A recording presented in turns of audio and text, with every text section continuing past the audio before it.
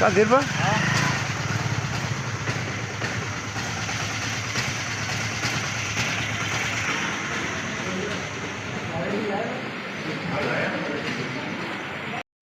हाँ नमस्कार दर्शक मित्रों, हूँ જયસિંહભાઈ પંડ્યા।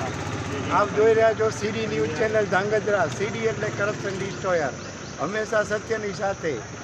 આજે બપોરે 11:30 પોણા 12નો સમય થયો છે। હું છું ધાંગધ્રા સિટી પોલીસ સ્ટેશનના પ્રાંગણમાં અને વાંકાનેર અંબાજીના રૂટની બસમાં આજ કંઈક મગજમારી થયેલી જોવા મળે છે। પેસેન્જરો બધા બહાર દેખાઈ રહ્યા છે। ત્યારે આ શું બાબતે મગજમારી હતી તે આપણે 1-2 પેસેન્જરને પૂછશું અને આગળની માહિતી હું તમને આપું છું। આભાર। આ એક કાકા આપણને મળ્યા છે। કાકા, તમારું નામ શું? મારું નામ રામજીભાઈ। હા રામજીભાઈ, ક્યાંના છો તમે? મેં ડીસા તાલુકા। ડીસા તાલુકાના છો? તો આ બસમાં તમે સફર કરતા હતા, શું બનાવ બન્યો? હવે પેસેન્જર મોરે રોચી કે બસ રિટર્નમાં છે ઊંઘી નારાજી। અચ્છા અચ્છા, એક જ મગજમારી કરી આડી આવી। એટલે ત્યાં જ્યાં આ બેને બસ ઊભી રાખવાની કોશિશ કરી એ જગ્યાએ પિકઅપ સ્ટેન્ડ હતું?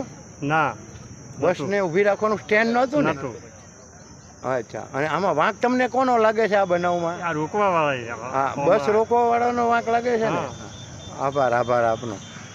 હા, તો આપનું નામ જણાવશો? મારું નામ અમરદાસ। અમરદાસભાઈ, પાલનપુર। પાલનપુરના રહેવાસી છો? હા, અને આપ આ બસમાં સફર કરતા હતા? હા। તો શું બનાવ બનેલો? બનાવો કે ટાઈમસર બસ તો આવી ગઈ ધાંગધ્રા બસ સ્ટેન્ડ અને 10 મિનિટ જેવી રોકાણી અને પછી તો એના ટાઈમ મુજબ એ નીકળી ગઈ અને આ ભાઈ હતા ને પછી આગળ આવીને ગાડી રોકી આગળ આવી કઈ જગ્યાએ? એ તો હવે જગ્યાનું સ્થળનું નામ ખરું તમને? પાણીના ટોકો તો એનાથી આ બાજુ રોડ પડે છે। અચ્છા અચ્છા, પાણીના ટાંકાથી આગળ? હા, અચ્છા। ને પછી આ બેન ઝપાઝપી થઈને મોબાઈલ લઈ લીધો।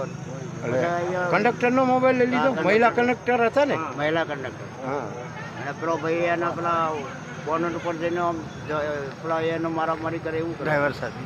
અચ્છા, આવું બધું ડ્રાઈવર અને કંડક્ટર બંને સાથે મગજમારી કરવામાં આવી છે।